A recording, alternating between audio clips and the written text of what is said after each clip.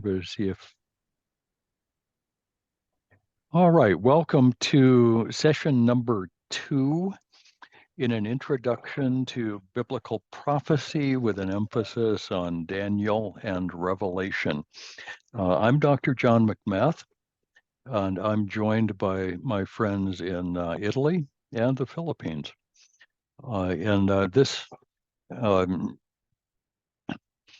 This session, like others for the past several years, is available on Facebook and on YouTube. The link is available for the request. Look for John McMath or Research Ministries, which is what the IRS here in the U.S. knows me as. Okay. We're going to be looking today at the methods that we use in approaching the prophetic books of both the Old and the New Testament. In the Old Testament, there are quite a few, beginning with Isaiah and going through the rest of the Old Testament, the major and minor prophets, and the supposedly non-prophetic book that we call Daniel. Daniel is fascinating in a lot of ways. And we'll be focusing on that book in the Old Testament. The New Testament, the main prophetic book, is the book of Revelation, although there are prophetic sections in both the Gospels and the epistles, particularly Paul. And we won't spend a lot of time with the Olivet Discourse or with Paul's talk about the rapture and those things. That's not because it's not important, but just doesn't fit into the overall plan here.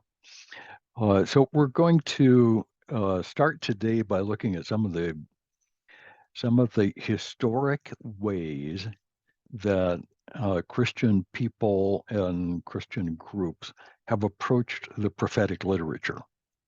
Because in general, your approach will determine a lot of the outcome. The approach is primarily a theological decision based on your relationship with Christ and your church tradition. There are different ways of approaching the prophetic literature. Sometimes this is the same way as the rest of Scripture is approached. Sometimes it's really quite different. And it's a set of presuppositions, some ideas that we take into the study of Scripture. So we'll look at those today. And I'm going to start by opening up, see if I can make it come up the way I want it to. Oh, yes, there it goes. And share. Bingo. All right, it's up. Okay. Traditionally, there are 3 broad approaches to eschatology: Roman Catholic, Reformed, and dispensational. The Reformed develops out of the Roman Catholic, dispensational develops out of the Reformed. And so all of these are related.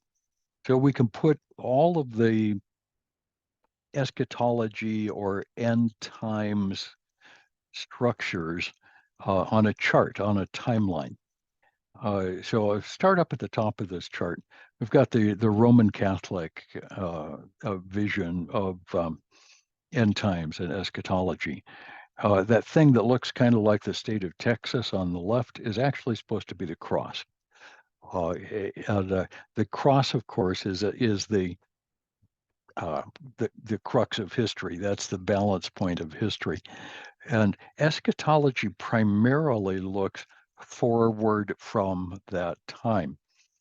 Roman Catholic eschatology was developed during the Middle Ages. Some very important people, Thomas Aquinas, for example, spoke of the end times. Augustine of Hippo, very important character early on, invented what we call the amillennial system. Amillennial means no literal millennial kingdom.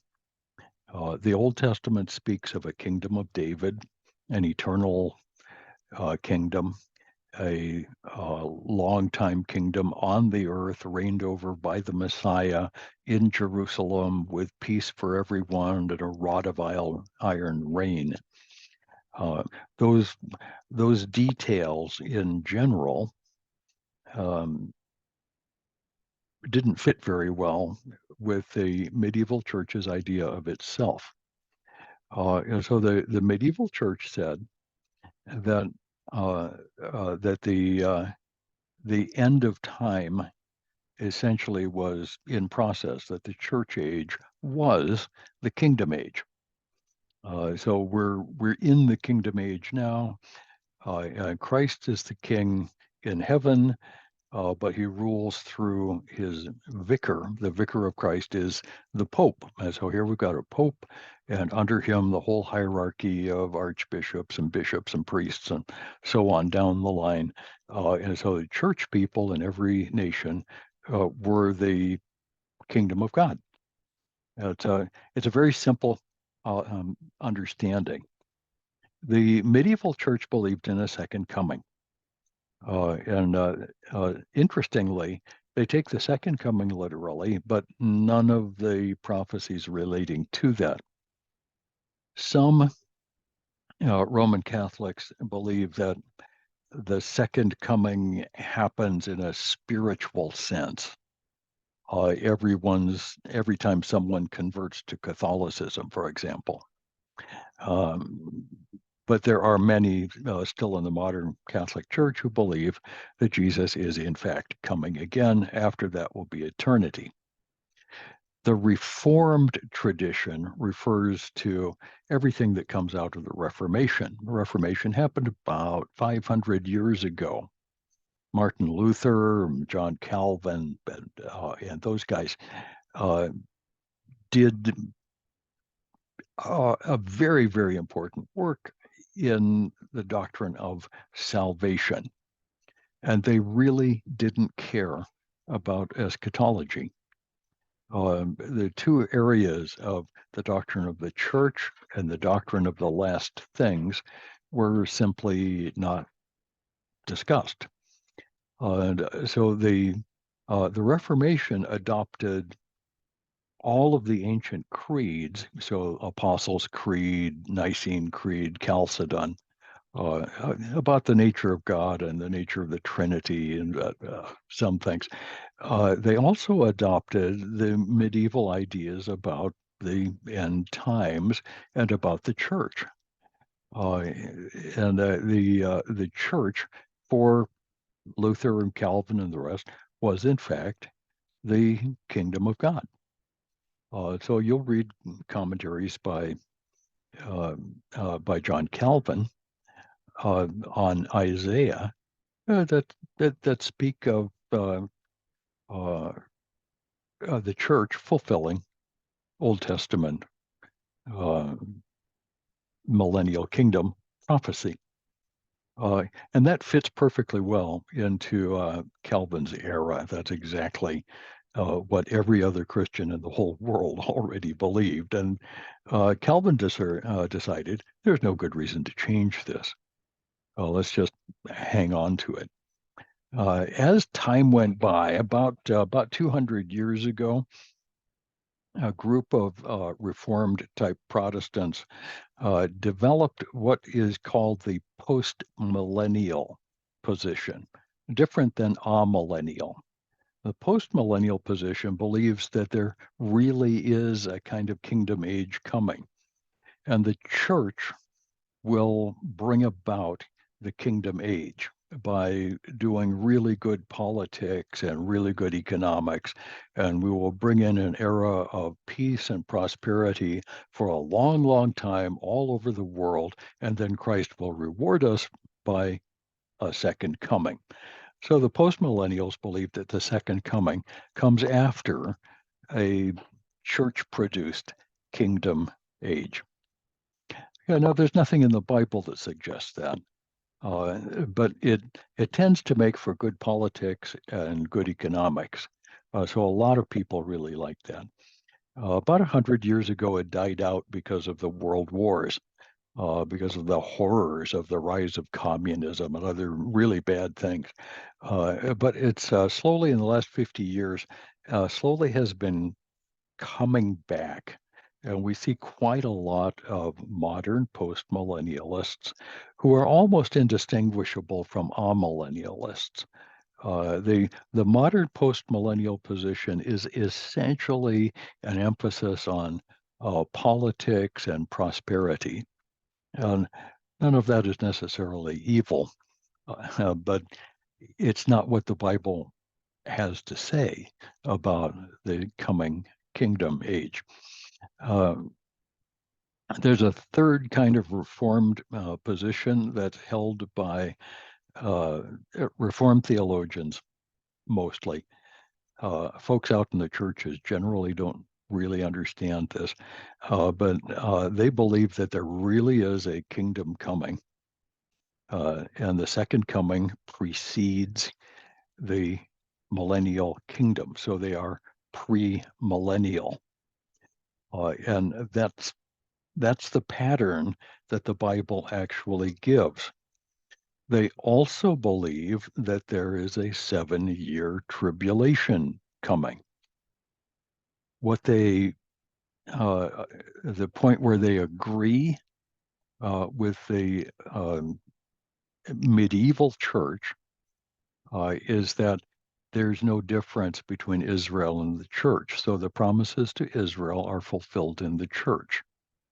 Because there's no difference between Israel and the church, a doctrine we call replacement theology or supersessionism, the idea that the church supersedes or replaces the church.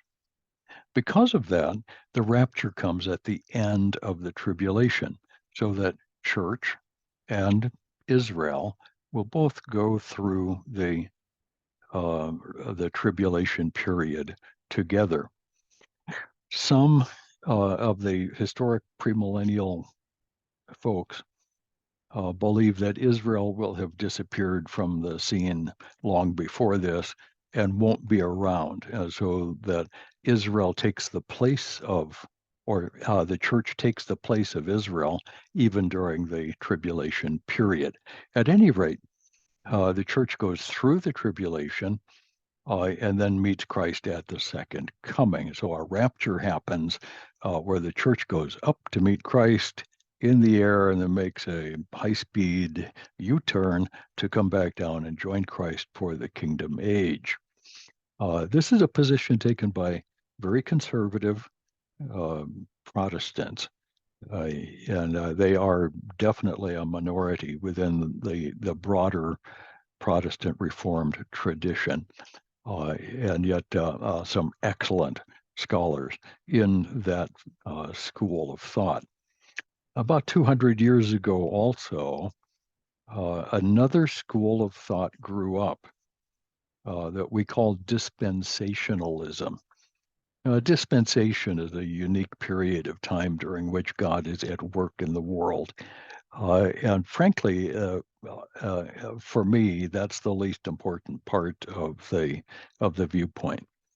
The important part of the viewpoint is that there is a distinction between God's plans for Israel and the church. Israel is not the church is not Israel. The church doesn't fulfill the promises to Israel, and Israel is given promises that cannot be fulfilled by the church. Israel belongs on earth. The church is a heavenly kingdom. So there are different things going on. In the dispensational viewpoint, the premillennial position is taken. That is, Christ returns just prior to the beginning of the kingdom age. So we have a premillennial return of Christ. In that, the dispensationalist is the same as the historic premillennialist. What's different is that the dispensationalist sees a distinction between Israel's future and the church's future. The tribulation is called the day of Jacob's trouble. It's called a great tribulation for Israel. And if Israel doesn't exist, then who's going to go through that? Um, we believe that there is, in fact, a future for Israel, that Israel continues to exist and has returned to the land in order to fulfill the prophecies that have been given all over the Old Testament and in the New Testament as well. The salvation of all of Israel that Paul predicts in Romans 11 will happen during that time. So dispensationalists, generally speaking, believe that the rapture, the reuniting of all believers with Christ prior to the tribulation period, fulfills the biblical pattern. And I personally don't believe that the rapture is a terribly important biblical doctrine. I think it's true, but there's not a whole lot of practical application. The rapture will happen, the church united with Christ in the air to wait out the 7 years while judgment falls on the unbelieving world. And while Israel uh, comes to Christ and becomes the center for evangelism to all of the world. At the end of that 7 years, Christ will come again, and the millennial kingdom of Israel, with Christ reigning over the throne of the kingdom of Israel and over all of the world for 1,000 years, will take place. So the dispensational pattern sees the church age up until the time of the rapture, then the 7 year tribulation, and the 1,000 year millennium. And there are some reasons for that, but this is a very basic uh, look at the terminology that we use. Now let's think about some of the approaches that are used to futuristic prophecy. Uh, this is amongst everybody. uh, there are several approaches that are used primarily by Roman Catholics and Reformed, and one approach that is used by dispensationalists. So we'll take a look at this, and you'll be able to understand it as we go a little farther. Allegorism. Okay, allegory is the telling of a story that's really about something spiritual. It's a little bit like parables, although more pronounced. So if I tell a story about a grandfather and his little boy, that can be an allegory about God and one of his people on earth. Um, okay. Well, how do you know what the symbol is? Well, you don't always, unless the Bible is very specific about what a symbol or a prophecy or a picture means. It's really tough to know what else to choose. Allegorical interpretation is very, very popular. It began with a church father by the name of Origen. Actually, he took it from the Greco-Roman world. In the Greek and Roman society, there were lots and lots and lots of stories about the gods. Okay, they were self-contradictory, and some of them were really stupid, and some of them were over the top, not for children. There were lots and lots of stories, and well-educated Greeks and Romans knew better than to believe that those stories were anything other than fairy tales. And so they invented the allegorical method of understanding the stories. Uh, you could say that the story of Pandora opening the box with all the evils in the world is a cautionary tale about women being too inquisitive, or something like that. What does it really symbolize? Well, the various Greek philosophers came up with different things that all of these stories could mean. And so you could enjoy the story, and yet it has there's a moral to the story. There's something useful in it. Modern Christian allegorism normally looks for a picture of Jesus on every page of the Bible. Like every story, every image, every episode of the Bible is really about Jesus. And there is an awful lot of Jesus in the Bible, no question about it. But the allegorist doesn't look for those things that are specifically identified in the New Testament. He assumes that everything is about Jesus. And there's something to be said for that. I appreciate the um, I appreciate the attitude that shows, but it's not a real good way to interpret the Bible for what it's actually saying.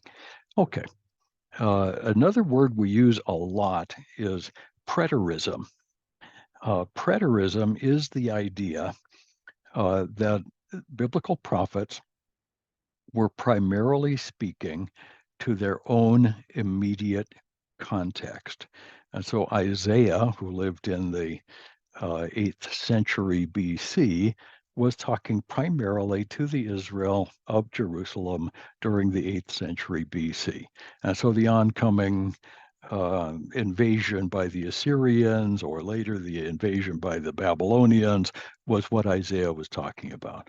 And when he talked about a return from the diaspora, he was referring to a return from Babylon, and nothing beyond that. There was nothing in Isaiah that refers to anything outside of the immediate context of Isaiah. And if anything seems to be later, then it must be a different Isaiah. This is one of the reasons that the critics have spoken of a first, second, and third Isaiah, because everybody knows that the prophets can't predict the future. That's one of the presuppositions of preterism. And we find in the modern church an awful lot of preterism. An awful lot of this idea that since God can't predict the future, all biblical prophecies must refer to their own immediate times. In other words, the biblical prophets are essentially irrelevant, apart from what little they have to say of being good and being moral and whatnot. Preterism is closely related to another approach to prophecy that we call idealism. The prophecies apply to generic ideals, good and evil, for example. So the book of Revelation is all about the eternal struggle between good and evil. Mountains falling out of the sky and destroying the oceans is a bad thing. And so believers ought to be good and learn how to live in hard times and so on. In other words, the prophecies don't apply to anything real. They apply just in general to being good and learning how to live when things go wrong. Historicism is an interesting term. It is usually used specifically of the first 3 chapters of the book of Revelation. In those chapters, we get the 7 churches of the Revelation. And the historicist says that the prophecies of that section refer to the ages of the church, the 7 eras of the church. Beginning with the apostolic era and going all the way down to the church of the end time. And there may be some applications there. I've heard some interesting sermons about that, but that's probably not what the Apostle John was trying to imply. I think the churches of the Revelation are 7 historical churches of that time, and we can today go to each of those 7 locations and find the church that was there. So it has to apply to those churches in some sense. Can it be used as an outline for church history? I've seen it done. I've never seen it done well, but some people do it. The term historicism is sometimes used of all of the prophetic literature, and that all of the prophets have principles that can apply in lots of different situations and perhaps refer to the broad historic structure in some ways. That would be very similar to idealism and to preterism. Okay, the 5th approach is the approach that I take. This is the approach called futurism. In other words, prophecies with a clear future reference are future until they're fulfilled. So if Isaiah predicts an Assyrian invasion, that prediction will have a future aspect until Sennacherib arrives. Once the Assyrians invade, it is now part of history. Until Sennacherib invades, it's future. When Isaiah predicts a virgin birth, that's a future event until Mary was found to be with child and they called his name Jesus, which is essentially the same as Emmanuel. That's a different thing that we'll look at later. Prophecies that have a clear future reference are future until they're fulfilled. So, for example, the prophecies of a 10-nation grouping where 3 of them are cut down by an 11th outside force. This has never happened historically. Nobody can show me that this took place in the Hasmonean period or the Greco-Roman period or the medieval period or any other historical period. This is something that appears in its detailed structure to be future. And until it is fulfilled, it's still future. So futurism tends to focus on the end time fulfillment of prophecy, a recognition that prophecies about the first coming of Christ were literally fulfilled. A real virgin birth, a real donkey on the triumphal entry, a real crucifixion, a real resurrection. Those things are fulfilled in the past.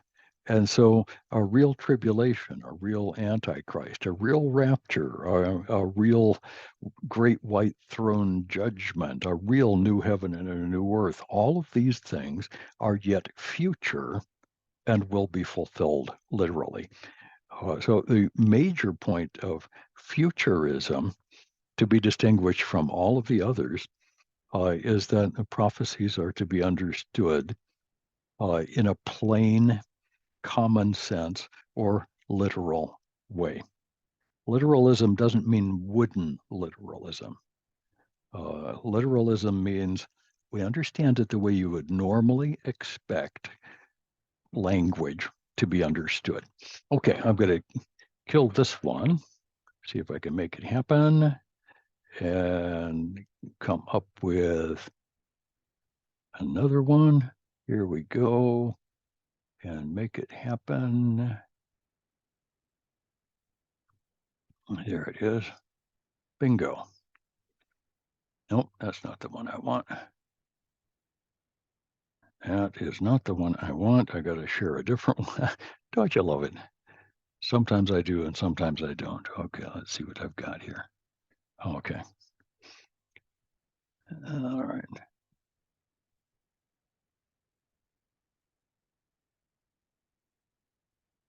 Okay, stop that. And here, and here, and share. Sometimes it is just difficult to make everything work. So I'm going to kill this one. Then I'm going to kill this one. And I'll come down to this one. There we go.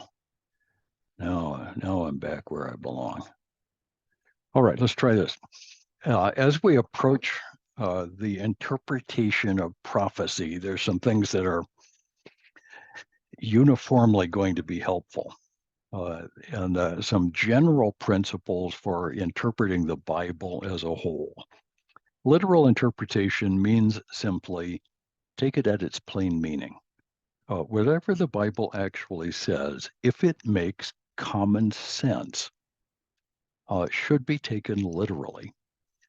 So here we find that in order to get to give up Meshua, the hillside of the Messiah, is literally what that means. You can go straight ahead or you can go left. Both ways will get there. If you want to go to Ir Ganim, you're going to take a right turn here. If you want to go to Kiryat Menachem, you're going to take a right turn here. Now that's what this sign actually means. The symbols of language are intended to convey some sort of plain meaning. Now, the very best kinds of signs are just literal. I don't want to know about the wonders of the gardens in Ir Ganim. I want to know which way to turn to get there. And the sign is designed to point me precisely in the right direction. Now, the Bible is like that.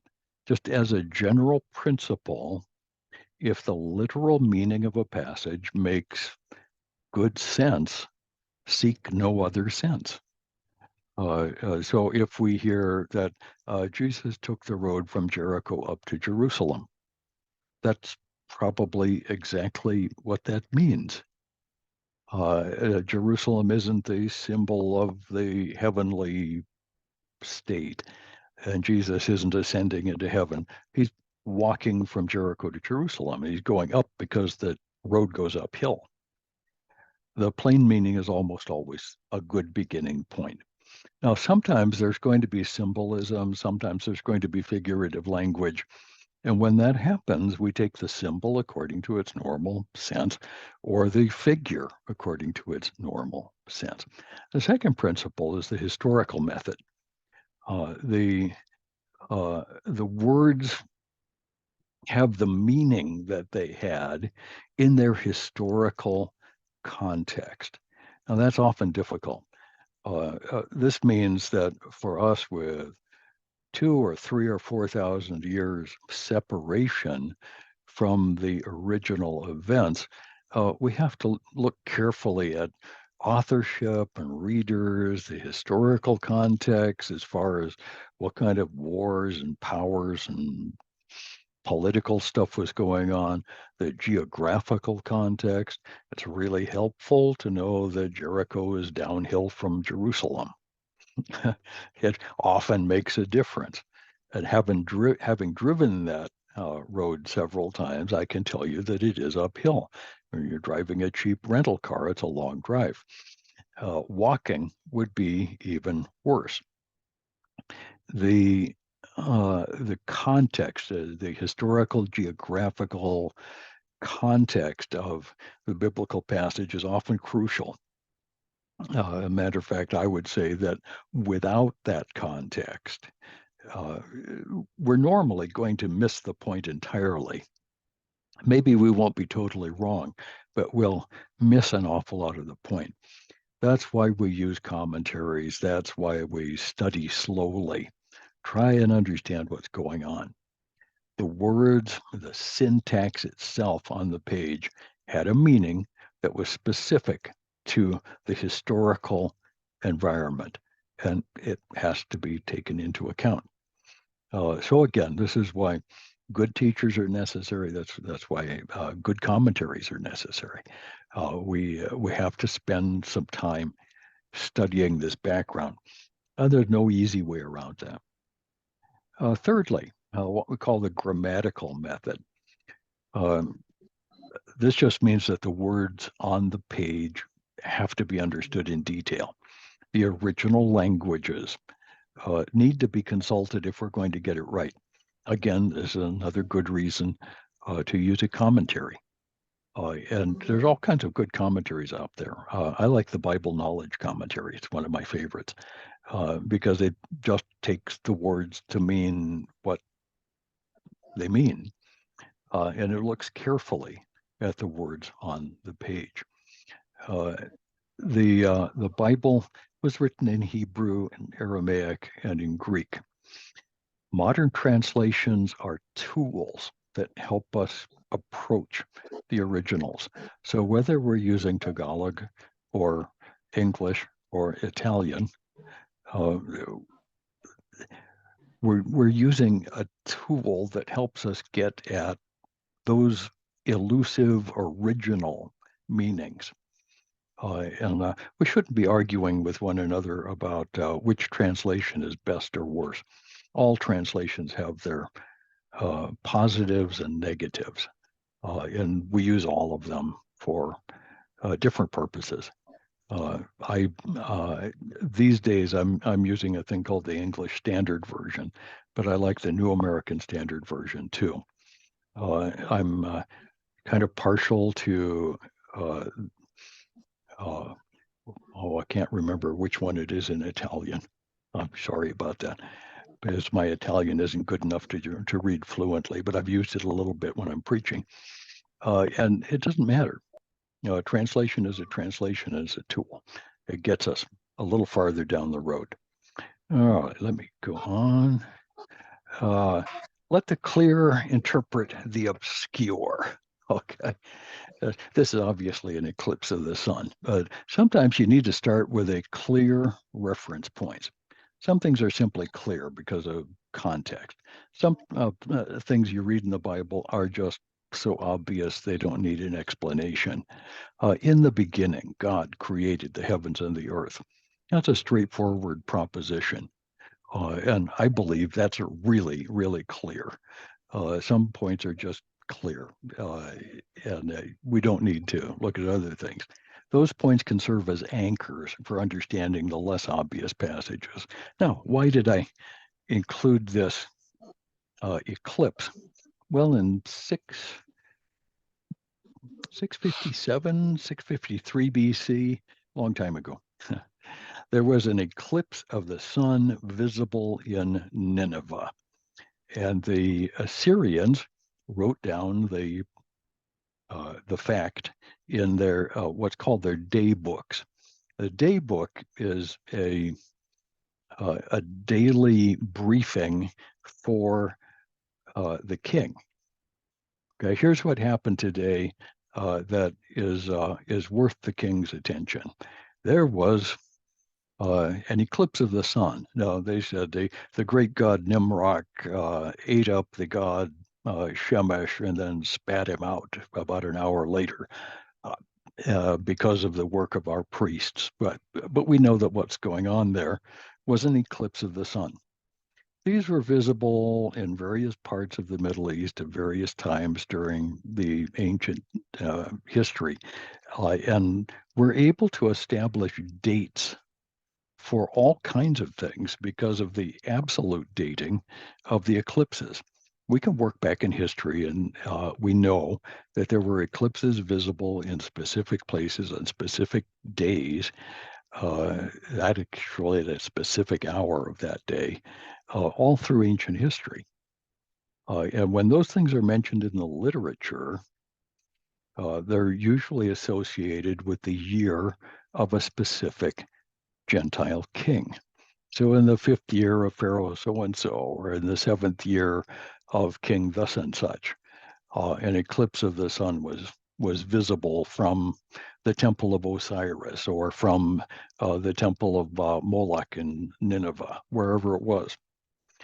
That point, that historical data point, helps to make the other dates, which may be a little obscure, much more obvious. So we can establish the date for the dedication of the temple, for example, by Solomon, by comparing Solomon's dates with the eclipse of the sun in Nineveh. We can work backwards and forwards for about 500 years in either direction from that single data point. And we have dozens of these. The same is true with a lot of things in the Bible. There are some things that are just clear. So let the clear stuff help us to interpret the difficult passages. Some passages are just obscure. So you've got this beast coming up out of the sea and it's got 10 horns. Good heavens, what's that about? Well, let's see if there's something clear in the passage that helps us interpret that. And that's almost always going to be the case. Okay, the analogy of the faith. This is Martin Luther nailing 95 theses to the wall. The analogy of the faith refers to the idea that the whole Bible teaches a unified story. And I'm not sure why we call it the analogy of the faith, but it's just what we've always used. There's no one passage that should be used to contradict the rest. The whole Bible is telling the same story. So when you come up with an interpretation, it should be consistent with everything else. On the theological level, no one interpretation should lightly contradict the understanding of the broader community of faith. So if scholars for many generations have taken a particular approach and you alone have a new idea, there should be overwhelming reasons for that idea. So Martin Luther stood up and questioned the doctrine of justification by good works over a lifetime. He said the Bible doesn't seem to teach that. The Bible seems to teach that justification is an event that happens at a point in time, not a process that takes a lifetime and on into purgatory. And he was just beginning to understand that. And his great crisis came at the what we call the Diet of Worms, where he had to face the fact that he alone, with Scripture alone, by faith alone, relying on Christ alone, had come to a conclusion that was different from all of the councils, the fathers, the popes. And that was hard. That was a very, very difficult thing for Martin Luther to do. And it should be. It really should be. When we're interpreting the Bible, if we go to the commentaries and we find that all of the other scholars who've ever looked at this take a different position than we have just taken, there's a real good chance we're wrong. And we have to be honest with that and decide if we have the evidence to support what we're teaching. Okay, let's go on to specific prophetic principles. We'll start off with figurative language. I like this guy. I was glad I found this picture. This is the beast in Beauty and the Beast. But a figure of speech always has a plain meaning. Look for the literal sense of figurative language. So if I get up with my hair looking awful, I was sweating in bed and I smell bad and I'm kind of grouchy.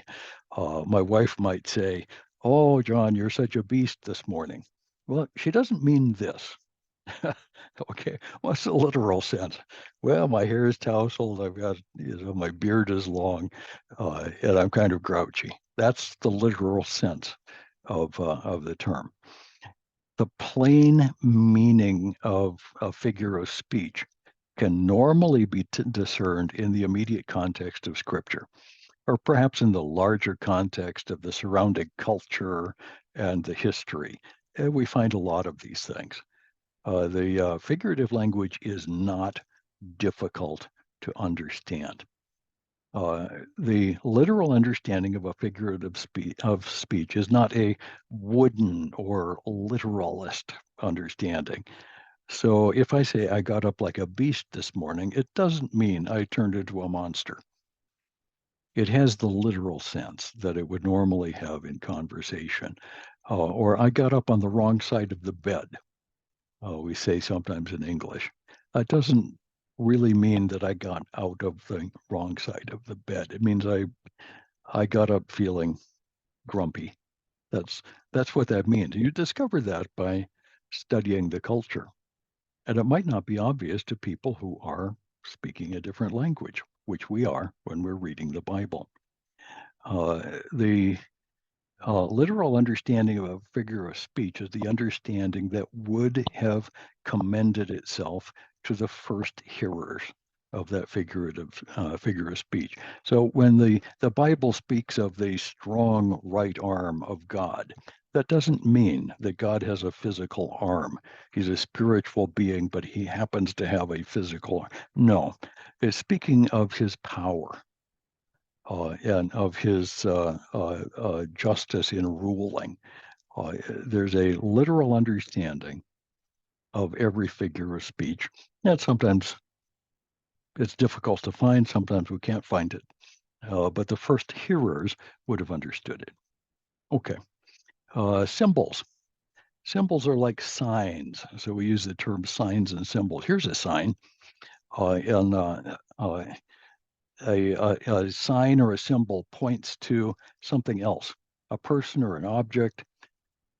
Always look for clues in the context. So you see this sign and, oh my, it's in Hebrew. Ma'azol, Mashimo. Okay. Yeah, it's in Hebrew. Oh, how awful. Well, what's this doing? Well, let's look a little bit at the context.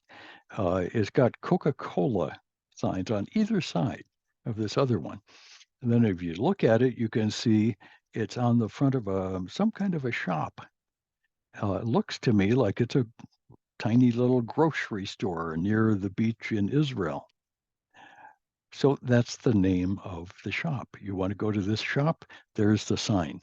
You follow that sign, and even though you can't read the lettering, you can guess fairly quickly from the context that this is a shop that might appeal to tourists in the area. It's not hard. Sometimes the meaning of a symbol is provided in the context. So, for example, when we get into Daniel, we're going to see a big statue with a head of gold and then silver and bronze and iron and 10 toes with clay and iron mixed and so on. Daniel was really puzzling about this, and so God told him these four parts of the statues are four kingdoms. You, O King Nebuchadnezzar, are the head of gold. Oh, well, that's helpful. Otherwise, all we'd have is this gold head. The comparison between chapter 2 and chapter 7 of Daniel is also obvious in the context because the passage itself tells us what this is about. Very often, the meaning of a specific symbol is provided in the context, and often the symbol itself is given to add color or texture to the rest of the story. When the meaning of the symbol is not provided in the context, great care has to be taken. You can't just go off on a roll and build a whole interpretation on something that isn't clear. So, for example, in chapter 14, roughly, of the book of Revelation, we've got the woman and the man-child and the dragon. Now, who are those? Well, it's hard to say. The woman could be Israel. The woman could be the church. The woman could be Mary. The woman could be a variety of things. The man-child probably is Christ, but we'd have to relate that to everybody else. The dragon might be Satan, but then again, the passage doesn't tell us. It just gives us a broad context. So we have to be careful with one of those. Okay. Phenomenological language. Sometimes the prophet sees something in his vision. I'm thinking of Ezekiel with his chariot. And this is particularly true in what we call apocalyptic literature, where imagery and symbolism are so common. Sometimes the prophet simply has no words for what he's seeing. And so he tries to describe what he was seeing. So I saw in my vision what appeared to be a great cloth of red and yellow lying over the hills, and coming up out of the bright red cloth was, as it were, a gigantic bug. With great wings up above, and out the front and out the back, stingers with which it could sting, and eyes looking all around. Okay. Was Ezekiel really seeing a helicopter? Well, I don't think so, actually. But many have taken that sort of thing in that kind of a way.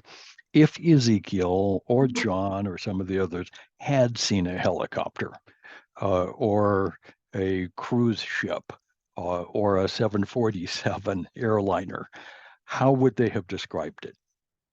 If they'd seen a cell phone, how would they have described it? There are no words for that in ancient Hebrew or ancient Greek. So they would have come up with something to describe the phenomenon that they were seeing. We call this phenomenological language. It's very common. The prophet is using language and images that are available to him. What he actually sees is so foreign that he can't describe it in other terms. So the Ezekiel 1, the famous description of the throne room of God, with the throne itself described as a chariot with angels and moving different directions and a vast expanse of something clear as crystal, like light. Okay, it's describing the throne room of God, which I suspect if we were there, we would also have difficulty describing. That's phenomenological language. Sometimes it's difficult. Sometimes there's no real good way for us to know exactly what the prophet was seeing. And when we get into particularly Book of Revelation, there are some places where all we can do is describe what the language is describing and hope for the best.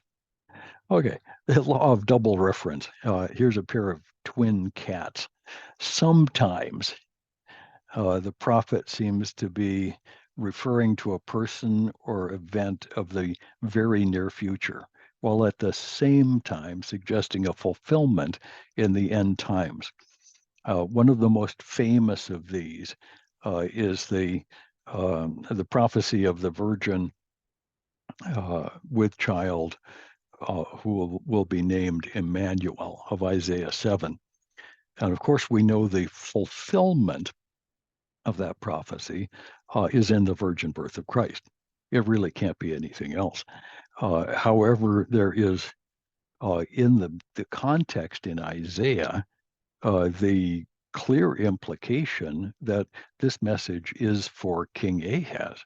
And it's about Ephraim and Syria in the north, the Syro-Ephraimite War of 737 and beyond.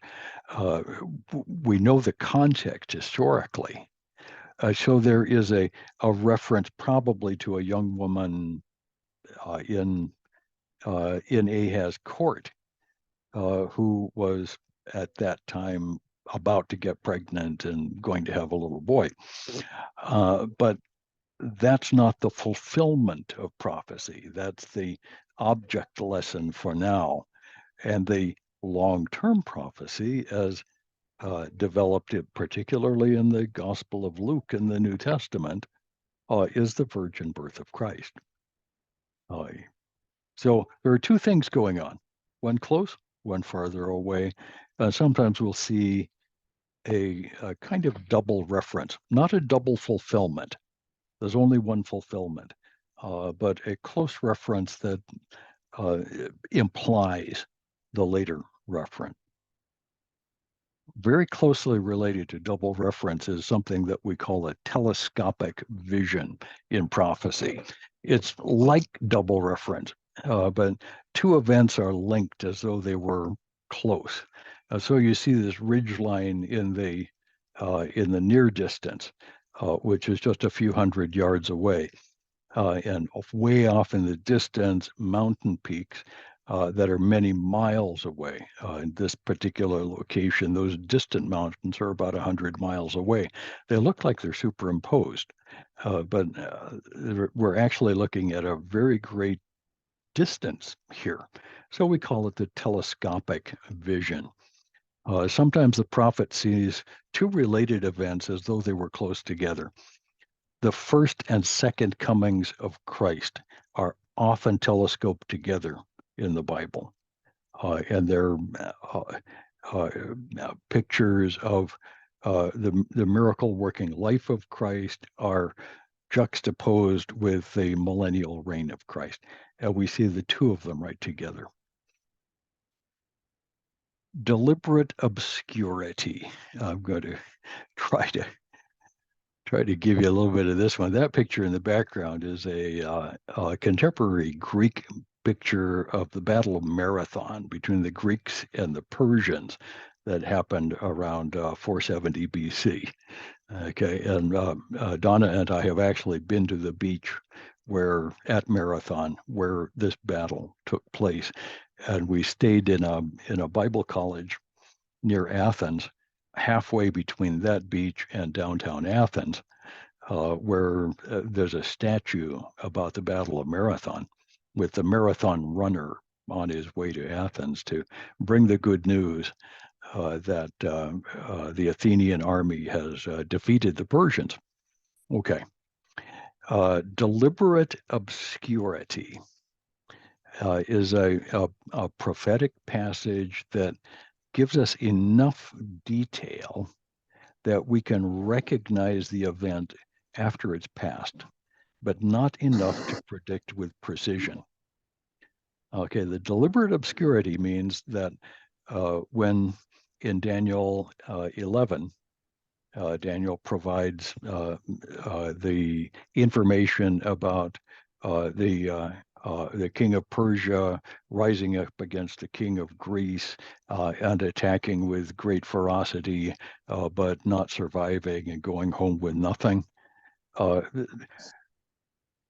That would have been hard to pick out if you're back in Daniel's time and you're trying to decide, well, who exactly is this? But after the fact, we have names for both the Greek and the Persian kings. We have a location and a date for this particular battle. The Battle of Marathon is, in fact, predicted. And this is a good example of deliberate obscurity. This doesn't mean that nothing can be known. It only means that not everything can be known. We know there'll be a battle that involves Persia and Greece. We don't know the time. We don't know the personalities involved. The same is true for a lot of prophecy that continues to be future. There's a lot of it that it appears to be obscure. Like, who are the 10 nations that Daniel talks about? Who is the little horn who tries to destroy them? Well, we don't know. But when it happens, it will be obvious. That's the principle of deliberate obscurity. It means that we can use placeholders. For example, we often speak of the Antichrist. Now, we don't know who the Antichrist will be. And we don't know because we're not supposed to know. People who try to identify the Antichrist are always wrong. It's simple as that. And they continue to be wrong because we don't know yet. Once that individual, if he's an individual, is revealed, which Paul says will happen in the last days, as the day of the Lord will not begin until this character is revealed. When he's revealed, it'll be obvious to everybody. And the evil people will rejoice, and those who are not evil will be upset. Okay, that's deliberate obscurity. It's a very, very important principle. There are some things we're not supposed to know in detail yet, but we can know the general outline of things. This one is important, the Christocentric principle. This photograph is taken in a place called Vézelay in France of an old cathedral. Now, this is the front door. And there are two panels here. There's the flowers around the outside. There's two panels. And that upper panel, you'll see a character in the middle, and then two or three characters on either side. And if you ask, who's that in the middle of an ancient cathedral, of an old European cathedral, the character in the middle is almost always Christ. Because for the medieval theologians, Christ was the center of the Bible. And for modern theologians, this really should be true. Christ is the center of the Bible. He fulfills the kingdom program. He fulfills the redemption program. The prophetic word is about the first coming of Christ and the second coming of Christ.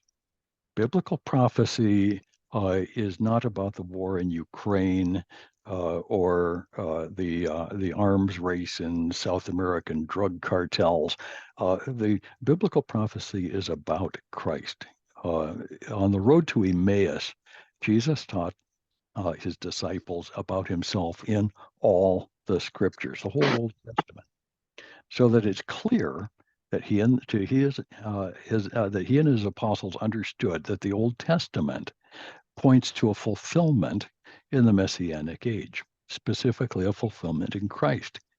So it's necessary for Christians to understand the Old Testament prophecies as pointing to Christ and his work, and both the first coming and the second coming of Christ. Then one last principle, and then we're going to be done for the day. I call this the comprehensive principle. And the principle goes this way. God is always working on the entire canvas. The parts are merely detail in a very big picture. This particular canvas, as I recall, I shot this in the Louvre. It might have been in Washington, D.C. I've forgotten where I took this or who the artist is. And I'm really sorry about not having the details, but it's a great big picture. And God is always painting this very, very big picture. History involves millions and millions of tiny moving parts. And God makes individual brushstrokes for each one. God is working on the big picture. As we read the Bible, we can see that God intends to reveal his plan for all of history, from the creation to the eternal state. God isn't going to give us every detail that we would like, but he will give all of the detail that we need.